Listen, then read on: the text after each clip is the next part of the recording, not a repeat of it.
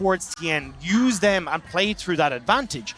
But we can't see that same thing for Cryan. And unfortunately for Cryan, it feels like he is starting to get found out a little bit as we start to go up towards the higher echelons of playoffs and now the very finals, the grand finals of LPL Spring 2021. Yeah, and let's talk about what this means for these guys as well. For RNG, it is a retaking of the throne, getting back up into international competition where we are so familiar with seeing them in, and really cementing themselves back at the top of LPL.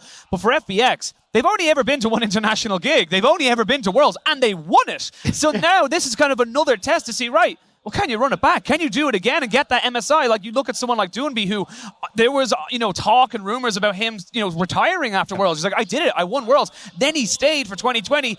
Definitely did not have a fun time then. And, this is kind of, a nice caveat to kind of come back into him and say, look, I'm going to go to MSI and I'm going to take it all. So for both these teams, it's huge. Yeah, especially with the likes of MSI on the line. Even for players on this roster, Nuguri, the potential to go up against his old team in Damwon Kia as well, who've just made it across from the LCK. When you look towards RNG as well, as you talk about getting back on the throne, but it's almost like these are the guys that we've been talking about from the get-go, right? When we talked about the narratives coming into spring, it was, the old gods versus the new gods. It was the EDGs and RNGs versus the top esports and the JDGs.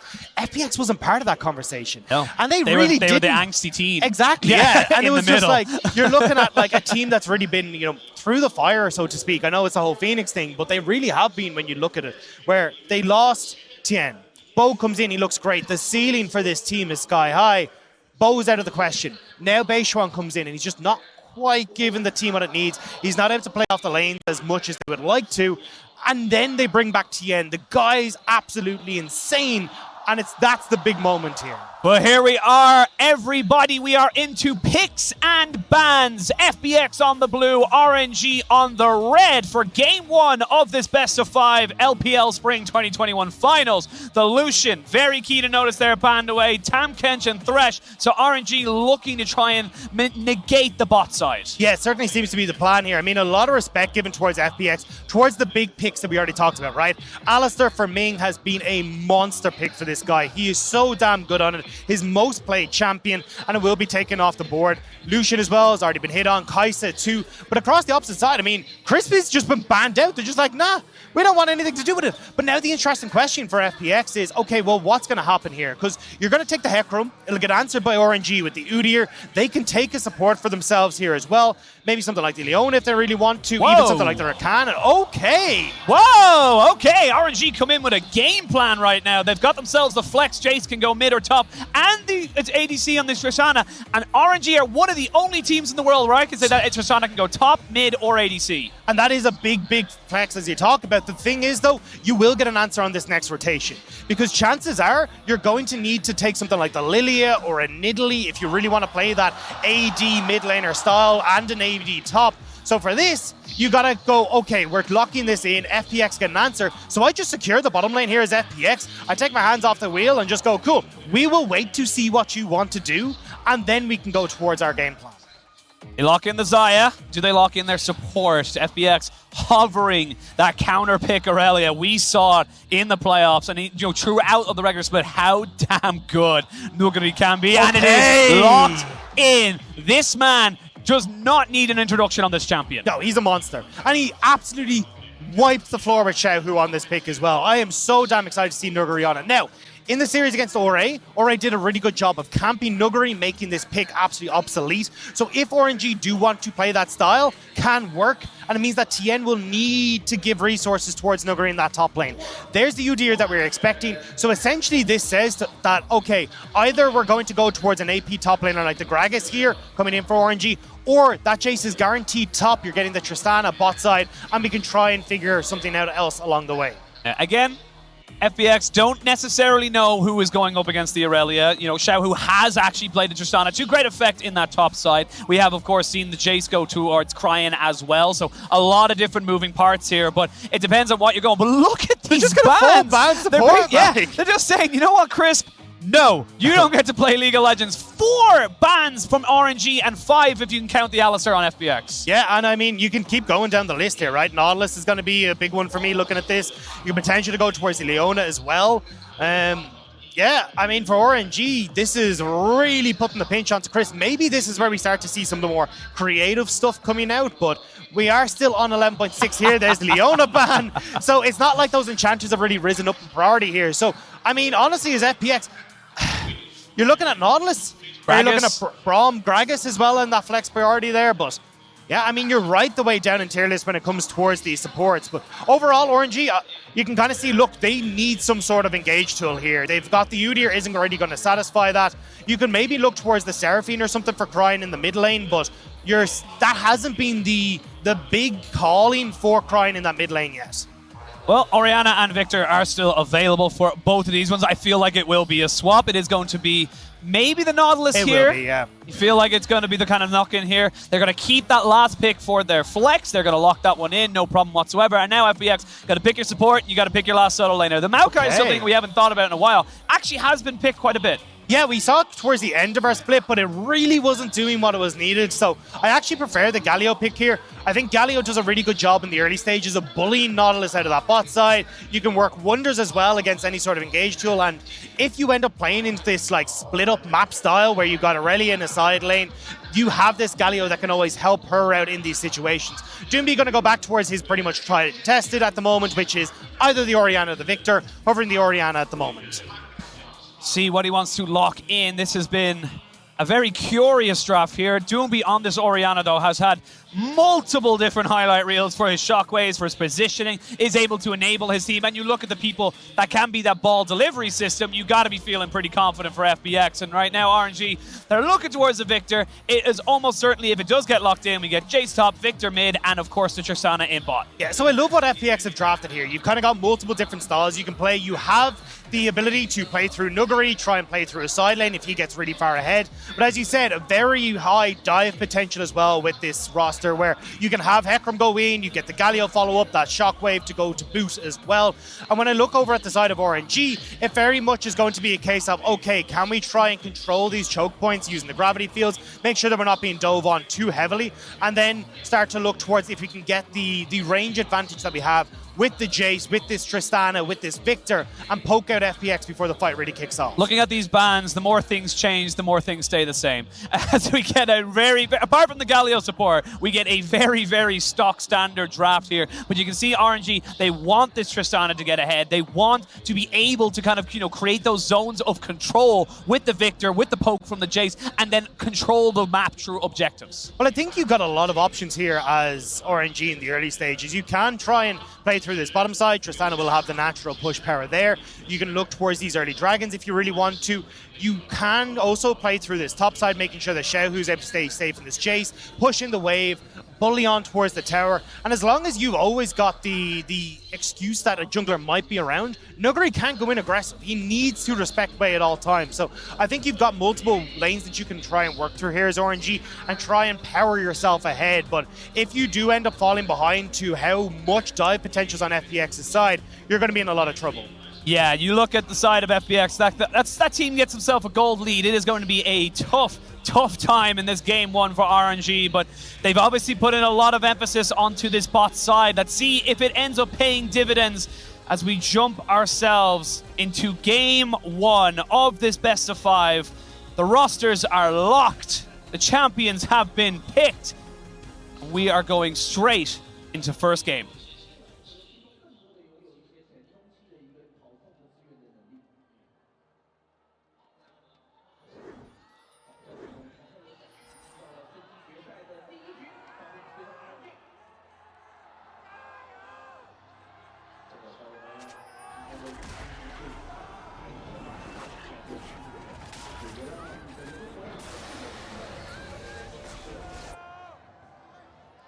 The crowd is loving it right now. 12,000 people in the Optics Valley International Tennis Center here in Wuhan. As we start off the game, and momentum is such an important factor for these two teams. We saw how quickly FPX can explode onto the map. We can know how both these teams can use an early game advantage. And that's the big one here. I'm literally looking at the FPX team and going, right, what did you do in round 4 playoffs, right? You grouped up with Crisp, you grouped up with Doomby and Tien, and you invaded onto that bot side jungle. This time around, because Gala and Ming have that push on bottom side, it's going to be a little bit more difficult for them to try and go for this style. And I really feel like that will open up way to have more of an impact in this game, and certainly towards that top side and around Xiaohu, because as this Jace, your prime objective is to start to chip away at this tower, chip away at your opponent. But if you can't get control over this top lane, if you don't have the vision control, it makes it very, very difficult to go for that. Well, already straight away, RNG getting some push priority. It is something, of course, with the passive you get with the Tristana, able to get that early little bit of push, get your early level 2. You have to respect that burst as well with the Halo Blades. And right now, these seems to be all pushing lanes for the side of RNG. They are going to put a lot of damage on the Crisp, and he is forced to flash. Big summoner down here for FPX. Yeah, and it's going to put some manners on this FPX bot lane as well. As we already said, look, you've got a lot of pressure coming through from Ming and Gala. And with both junglers pathing towards this top side, you can actually have Ming and Gala now play up towards this scuttle. And you've got a prime target in Crisp if FPX try to work as a 3-man unit to protect that scuttle. This is why we see such an emphasis onto something like Tristana, because you get, not only do you get massive late game, I'm going to stop myself, Xiaohu, being kept honest here by Nuguri. He does have to make sure that he doesn't get too cocky or too comfortable. But like I said, the Tristana, a lot of the early game priority despite being seen as a late game champion. Yeah. I am looking at this top side though. RNG do know that Tian is up here. They had a ward on the blue buff that's just timed out, so they're well aware of Tian's pathing here. And you can already see Wei is moving in just to see if perchance they can find a horsey random in here. Is pushing in towards Xiaohu. Tien is there. He does spot out Wei with the Scryer's Bloom, and now they can use this top lane priority to try going, and mid lane priority to contest around this scuttle. It's going to be taken by Tien. Now that they want to go for a fight, you don't win this way, but there's no flash, and now Tien's a little bit too far forward. TP is going to be committed here, but Doomby was always going to be as he tried to get himself back into the lane. But Tien now trying to play happy slaps here with Wei, and definitely coming out the better. They ain't looking so happy though, and even though you've got Ming and Gala can roam up here, I'm not certain if they can contest this. Wei does have Smite though, so he's actually going to be able to heal up off this. And as we talked about, Chris not having that flash in the bottom lane, coming back to bite them in this scenario. Small inches of advantages that turn into miles in the late stage. We'll see how this jungle matchup does go on as we bring ourselves later on into the game. But right now, it does feel like it's RNG with the early pressure in the lanes, with the early advantages, and they're the ones dictating the pace. And I'd love to see, as you see, RNG just backing now. You reset, you have Wei already on this bottom side. You can turn this straight into a dragon. And the fact that you still have no flash on towards Crisp means that you've always got the advantage in this situation. Crying just needs to try and shove out this wave. You've also got Xiaohu too, who's just going to be able to reset himself, has the TP for any sort of pesky shenanigans down at this dragon as well, but more than likely will be moving that back towards the top side. And something you mentioned as well when we were talking just before we came into this first game was like, you know, Doomby, he pushes in, he does go for those aggressive trades, he does get rid of his mana bar, but what you said was that he comes out on top and then he pushes out and he's able to get the roam off. This side of the matchup, he's actually not able to get it. Flawless duet. Going to be answered with a 2 disguise as well as a knockback, but Ming is here. There is a flash here for Nuguri. Ming, again, just trying to keep the Aurelia honest. There's not going to be any lollipop in there for that particular skill shot. And Ming just trying to keep Nuguri in his box. It does say the game plan from RNG though, right? We just said, hey, look, you got fast reset on bot side. You've got a big wave there. You're going to be sticking FPX around. They're looking for it. Flash, hook, 2 disguise, and they ignite. First blood going over the way. RNG strike hard. Gorgeous from RNG, and this is their game plan. They don't care about bots. They don't care about dragons. It's put Nuguri in the dust, and that is the blood drawn in the sand here in Wuha. Great start, and like we said, and the analyst has said, and everyone online has been saying, if Xiaohu can get ahead, RNG look pretty good, but Nuguri, you're pretty crazy yourself. So right now, RNG playing to what they know works for them, and while that's all been happening, they have push in mid lane, they have push in bot lane. They're not losing anything, even with committing 3 people to the top side. And this has always been the RNG game plan, and it has come from Ming, it has come from Wei. Like when we look towards Ming, if we look at the regular split, he's the support with the 3rd highest KDA at 15. This guy is everywhere in the early stages, and you just see it here, right? Already part of that first blood, and expect this to continue on, but this is exactly what we talked about. If FPX are not able to control this bottom side of the map, it allows Ming to roam. And when you have this Tristana, it offers so much safety to Gal in this bottom lane. It's not like you're going to be able to really get on towards this Tristana as a Galio. Like, even if you have your flash, she just rocket jumps out of there. And you can see the game plan, I suppose, from RNG all the way back in draft. Let's ban away all the champions that can punish us for roaming too far or for anything like that. It's like, right, cool, now you pick Galio. What are you going to do? Like, you can't, there's no real world where a Gala ever gets close enough where your hard CC lands and you get the taunt before he jumps. So this is kind of all in the massive scope of things, coming down to those very small little details they changed in their draft. And I know you talk about this a lot, Penguin, but the mini metas that start to come out, and when you look towards the mini meta that can come through here, maybe we do start to see higher priority on towards the supports, but Hook! Great Hook! Ming is on form, puts himself in front of Chris so he cannot escape. They're going to put down some damage. Gala gets gifted a kill. RNG are all over the map. There's nowhere to go. There's nowhere to hide. Ming is on fire today, and this is when RNG are dangerous. And I wanted to point out at the start of the day as well, just as we start to hopefully go all 5 games today, watch Ming in team fights for RNG. Watch the hooks, watch his target priority. He is next to none when it comes towards target selection in these fights. LWX and Doomby will not be safe when this man is around. 2 kills for RNG in game 1, 100% kill participation for that man in the bot lane in black and gold, Ming, and this is exactly why you mentioned he is probably, if not definitely, the best support we have in the league.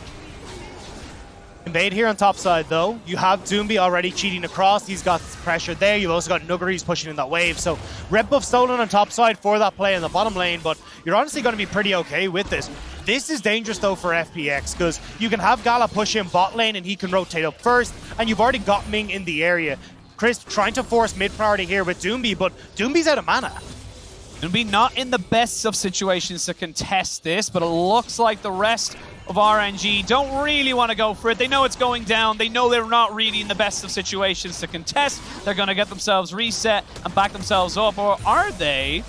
They are pinging towards this top side. You can see question marks coming down. Ming is just sticking around. They're just, yeah, exactly, hanging on for a second or two to go, okay, do they try and suddenly use this Rift Arrow top? Do we need to be able to try and counteract this? But RNG are happy to make this trade right now. Gala staying on this bottom side, LWX can't defend, and you can see he's already starting to work his way through these turrets, making sure that he's keeping this advantage over LWX that all started with that early flash burned onto Crisp.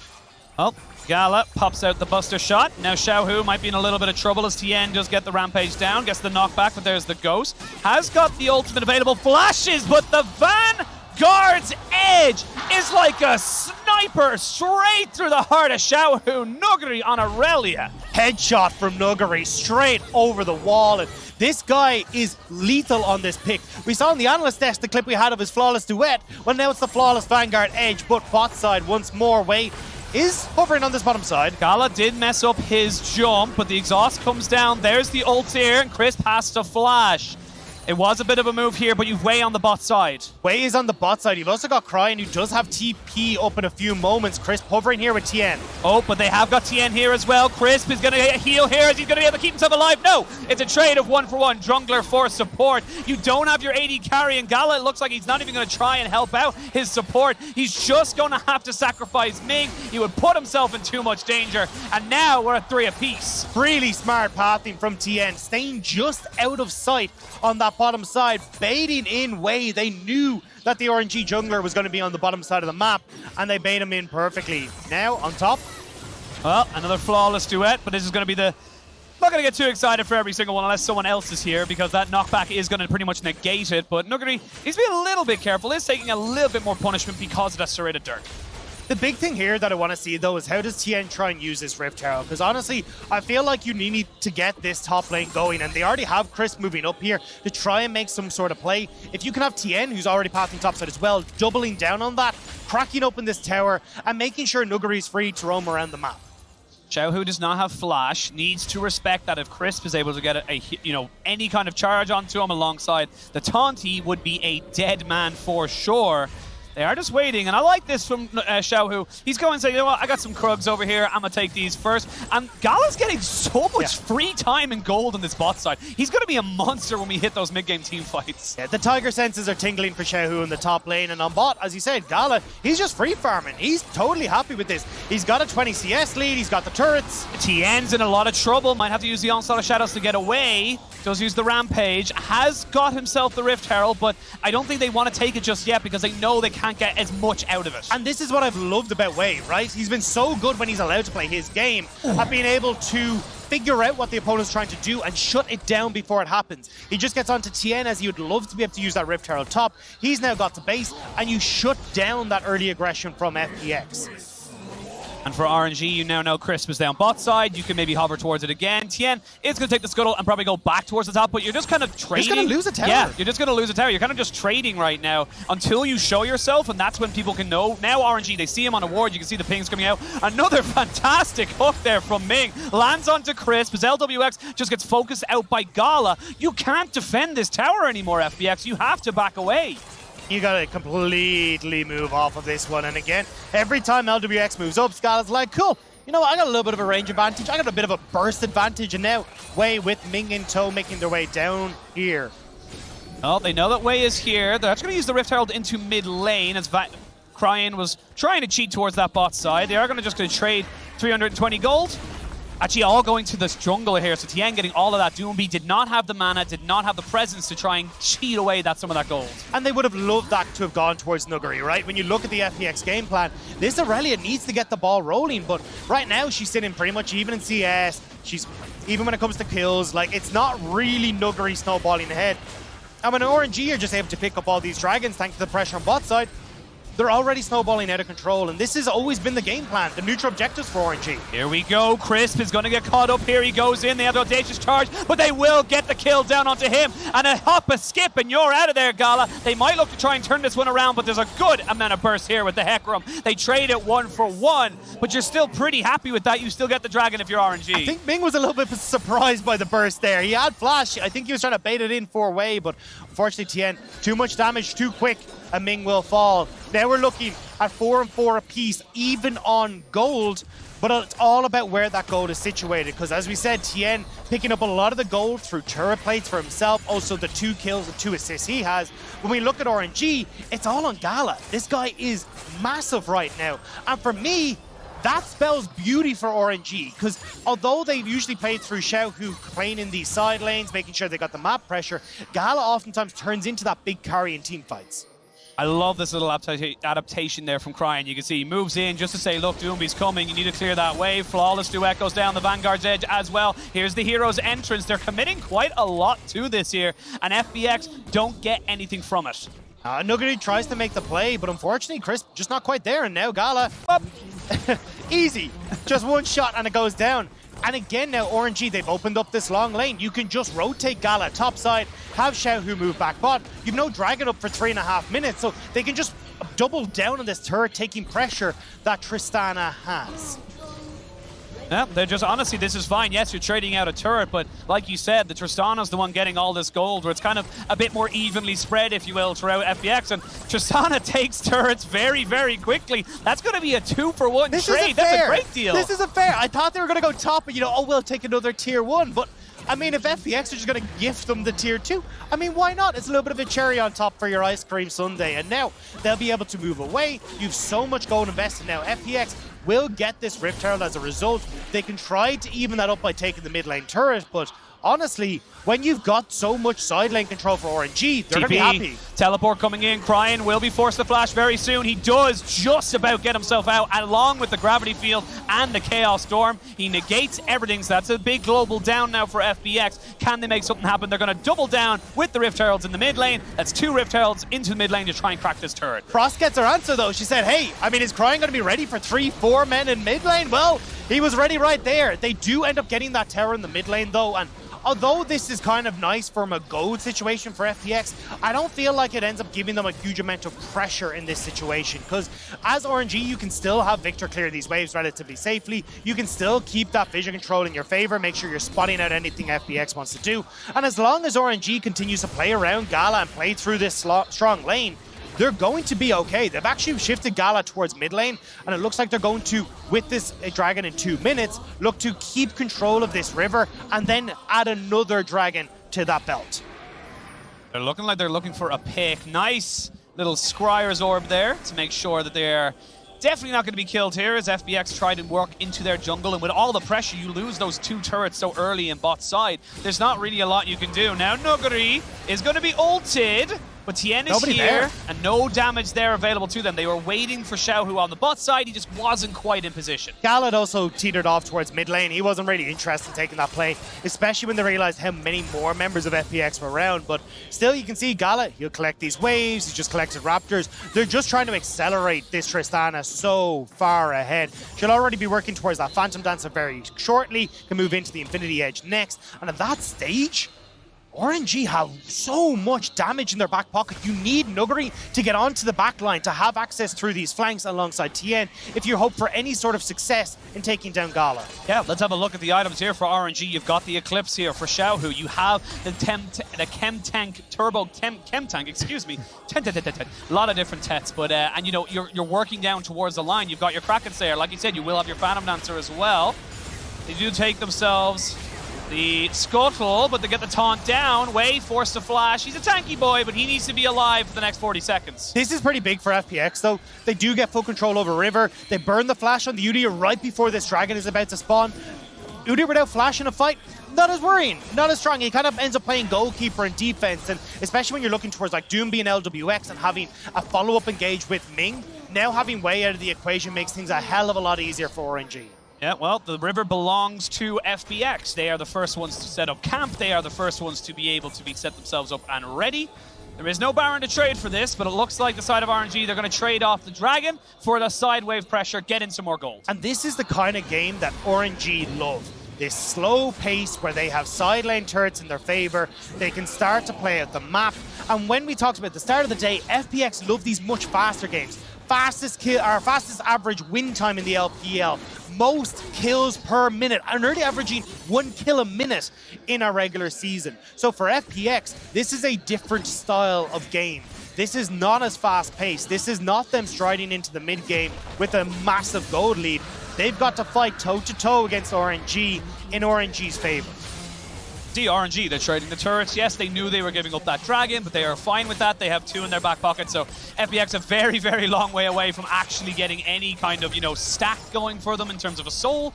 They're going to be able to kind of keep more pressure going. I will say it is very, very nice for FPX right now. You still have that mid lane turret that will just keep your kind of general jungle pretty safe for you as it keeps it well lit. The biggest thing though for RNG, I just feel like, all right, let's have Xiaohu push in this extended bottom side of the map. We can then push him through this bottom side jungle in towards mid. And from that stage, then you've just you outrange FPX in this mid lane, and there's zero that they can do about it. And that's why when you look at FPX right now, they are moving so many members around this mid lane. Nuguri hugging towards mid. You've got LWX is already situated there. Crisp and Tien also trying to play there. They're trying to prevent RNG from enacting this style and getting the vision control they need to make a play on mid. Well, looks like FPX might be trying to go for a play onto this top side. They are just advancing their vision, pushing in the waves. Cryan realizing that he doesn't really have anyone, as you can see on the minimap and on the screen right now. RNG are pushing towards this bot side. They want to try and find Nuguri pushing far too far forward, and without that tier 2 to protect him, Nuguri has to back away. I would have loved to see the vision go in here on RNG on the bot side, though. They actually don't have any, it looks like, left in the tank, so you don't actually have the full vision control now to move Nuguri safely, like quick paths towards mid lane. And as long as Cryan is being shoved in this mid lane, you're not really under any pressure as FPX, because you know, hey, look, we know that we've not got Xiaohu in our jungle, and we know where Cryan is situated. Xiaohu needs to be careful. They now know Tien is there. Tien also knows that he knows he's been spotted, so everyone just kind of backs away. They don't want to take that fight. You now have the Stride Breaker here for Nuguri, so a big, big power spike for him. He's got himself 2 items, and you've got the second item as well for the Dead Man's Plate for Tien. Again, this is RNG territory. This is how they like to play. Slow and steady. Side lanes, cool. Let's go and play through them. Wei hovering for Xiaohu. Yeah, hovering for Xiaohu. Tien now spots that Wei is there. TP top. TP top. They're going to try and catch out Cryan, who has got a TP of his own. It's a double TP. They don't know exactly where he is. They are going to find him now. The shockwave flash! Oh take a bow! Just take a bow, tip the sombrero, and say thank you very much. That was gorgeous from Doomby. Now they actually move straight towards Baron. They're like, hey, look, we've got the pick on the mid laner. He has no TP. He has no TP. There is a ward in the back of the pit. This is how FPX explode advantages. This is how they take game. You have taken that tier 1, but you're a little bit late to this rotation. There's the ultimate coming down, as we can see. Wade jumping in. Wade's in the pit. Not going to be able to get it. 3 HP, and it goes over to FPX. But now the fight can ensue. They've got the damage. You've got Xiaohu. You've got Gala. Can you get the damage down? You can see everyone's going away. Flash in with Gala, and he gets himself a kill. Wade is fighting back. Double kill for Gala. Can they get the auto attack off? No, they cannot. They get 2 kills very quickly after the Baron, but it is FPX who pick up the ball. And you still got 3 Barons on Tien, Doomby, and LWX. And when you look at this 4-man team from FPX of Tien right the way down to Crisp, that's fine. You can start to push in, you can start to create pressure, you can start to dissuade RNG from being able to play through these side lanes. And especially for Nuguri, right? When Nuguri spawns here, he still has Crisp who's able to join him in a side lane with that ultimate, but this is so well orchestrated by FPX. You can see Doomby checks the bush with that vision and flash forward into the sombrero. Cryan's, he's got no hope. There's nothing he can do.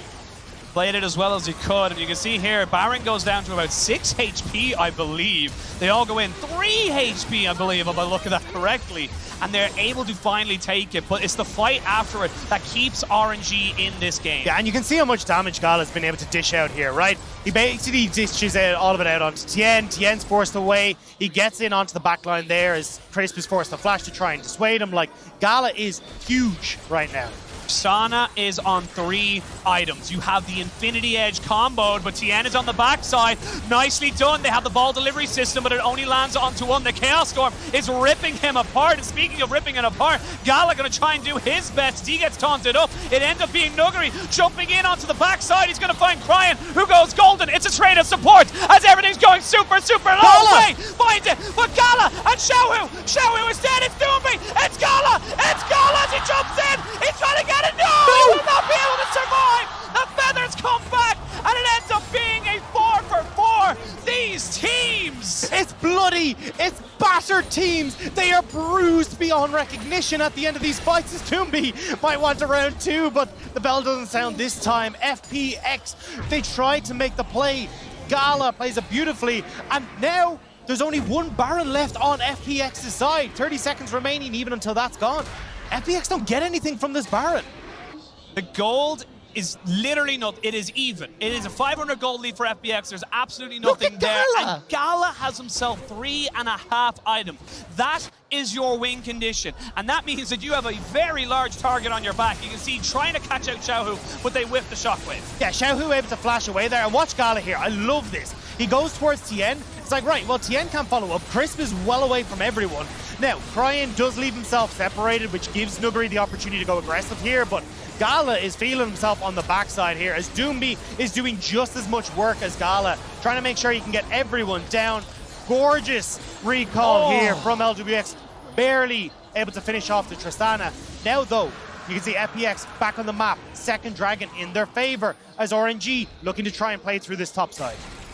And you can see in that fight, it's said by the damage numbers, like LWX didn't get a chance to plant his feet. He didn't get a chance to put down the feathers and to create that thing, but you can see the pure damage that can come out.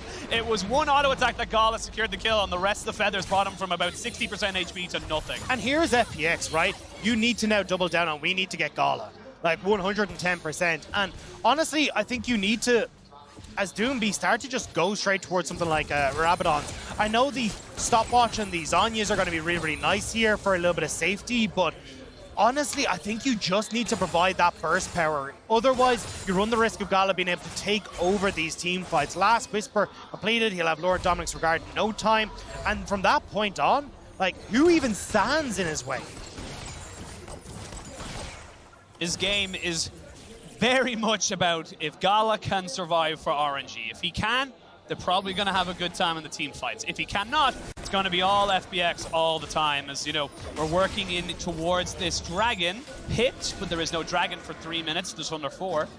And everyone's just kind of backing themselves away. Little small advantages. We saw tier 2s in the side lanes being taken down. And that's the thing that's keeping RNG here, is that they've got 5 turrets versus the 3. Nuguri does end up getting way to get himself out. They got him the gravity field as well. And this is the kind of little small flanks we've been seeing. It's literally been Wei and Tien on opposite ends of the map trying to find the back line. I mean, this is just posturing right now. There's no real objective up. You can see FPX, they've moved in towards top side. They're trying to get vision control for this Baron in a minute. But we will get the resets coming in here to make sure that everyone is up and planting their feet for this next Baron. Waves on bot side in favor of RNG, whereas top side is for FPX. This becomes execution. This isn't, you know, we look at the comps, we talked about them all, you know, the winning lanes, everything like that, team fight prowess, but it becomes about how you execute on your composition right now. You need to keep Gala alive in RNG, but if you're FPX, you have so many dive tools. You have so many things that can get onto this back line. If you combo them up correctly, Nuguri, Tien, Doonby, hell, even Crisp, you can take this fight. You're right. But flash. Everyone has their summoner spells up here, and that makes it so difficult for FPX to find that perfect spot. Especially, like, Cryin is one thing, right? He's got his Zhonya's, he's got flash. But Gala, he's got the jumps, he's got those resets, he's got his flash, his heal. It becomes really difficult to lock this guy down. Lord Dominic's completed here for him as well. He's an entire item ahead of his counterpart in LWX. So for me, I am looking towards Nuguri and Tien to see if they can get on towards Gala. It needs a hope and a prayer here. RNG will have pressure in this Baron pit, excuse me, topside river, and they will have the push into mid lane as well. Gala and Ming just kind of posturing to make sure nobody cheats to get a cheeky ward down. As the accelerated shock blast from Xiaohu does put down a fair bit of damage. And now there's no Baron just yet. It has just spawned. Now, where do you want to go here? You got yourself a little bit of position here, but RNG, they respect the fact that they might get caught out. LWX needs to be a little bit more careful as he backs himself away. Speaking of which, Nuguri gets jumped on. Gala flashes away, but Nuguri's already beyond his half health. They flash in. The hook is landed. Now you can see Chris going in. LWX is dead as Chris tried to get the taunt down. He gets one. It's Nuguri on the backside. Now they're going to try and turn him. It's all Gala as he hops, he skips, he jumps, and you can see RNG and FPX trying to make their compositions work. You can see again, though, we said, watch Ming. This guy sets up fights so well for RNG. The flash in, the hook onto LWX, and he gets the kill. Now, it is traded back. You get Wei down, you get Ming down, so RNG can't turn towards the Baron. But they can bait it, though. Round 2 as Tien jumps in on top of the Doonby, though. Gala needs to be careful. Tien might just be taken out just with a shock blast. There's Xiaohu, but it's going to be a sacrifice. Cryin puts himself in harm's way to protect his AD carry. Now Gala's still on the run. He gets caught, though. He caught, and he's shut down. Super carry Doonby, 6-0-4, and he is keeping FPX on the map. And it doesn't matter what Doonby's playing. It doesn't matter whether it's these unusual picks like the Kled or the Renekton. Orianna and Victor have become his prime picks, and it's for reasons like this. He has been so damn good when it comes towards these team fights. And in that isolated 1v2, there's nothing that Gala is able to muster. This is game 1. This is game 1. This is game I'm 1. so ready. Just give me more. This is what I want. The gold lead has stuck at 500. It hasn't gone anywhere. There is a dragon in about 7 seconds. And you got to say, with the 2 carries on RNG down, you have to favor FPX to be able to put themselves in soul point. And despite the fact that RNG had set them up with all these early dragons, they weren't actually able to capitalize on it. The resets weren't quite there. FPX were able to move in a little bit quicker. We got towards some nice team fighting from FPX right as these dragons came up as well. And suddenly this has turned back in FPX's favor. Now, this is where it gets interesting, right? Because you can look towards Nuguri now being able to operate in the side lane. You have Crisp with that ultimate available. The 4-man unit from FPX can push in mid. Nuguri can look to play on this bottom side. And suddenly Xiaohu isn't as safe in this isolated 1v1, especially with no flash available. Man, look at Xiaohu as well. Like, yes, he's got himself 3.5 items. He's got a hell of a lot of armor pen, but 4 items for Doonby. He's finished up his Void Staff. He also has the added protection of the Zhonya's. He is 1 item, which we imagine will be a death cap, away from full build. It's going to be him versus Gala, you got to feel, and the rest of his team's just trying to keep them alive. And for RNG, you're now moving up towards this. You're getting yourself vision control. You're setting yourself up to try and make sure this doesn't get snuck away. The thing is, I mean, look, Cryan can still do massive amount of damage in this game. It's just that when you look at his build, right, he's had to go towards the early Zhonya's. He's nowhere near as accelerated as Doomby. So there's just that massive discrepancy in the mid lane, and it is that massive discrepancy in the bottom lane in favor of Gala. So these are your two picks as Cryan very quickly TPing out. He had to. He had no choice. He had to get himself out of there. He had no idea where the rest of FPX were going from. He had to make sure that he did not die, because if he dies, this Baron goes down. And speaking of Barons going down, FPX are going to start it. Being in the pit, though, means that they don't have a huge amount of flank opportunities, and Gala can stay pretty safe. It's dead. They can go for it. They don't need to go for anything. Shockwave lands on the 2. They lose Crisp, but they gain the Baron. Now, can you get anything else? The flawless duet does not land. Gala taken down so quickly. Vanguard dead right out, because Nuguri is a little bit isolated. The rest of his team comes back out on top of the blast cone. There's the onset of shadows as he gets Diane away, and that's going to be it. Nuguri baits them all in, and RNG are now running for the hills. They cannot fight this. FPX bait and outsmart them around the Baron, and FPX get the ace. Nuguri is inhuman. The fact he managed to get that stopwatch into the flawless duet right as Gala jumped over the wall means that now FPX are in prime position. They've got the Baron, they've got the wave. They can look to end it all here, Penguin. They can go for the first victory in this best of 5, and what a way to do it. It was RNG getting advantage after advantage after advantage, and FPX Nuguri, FPX doing the step up for their team, and they will take first blood in this best of 5. What a game 1. Give me more of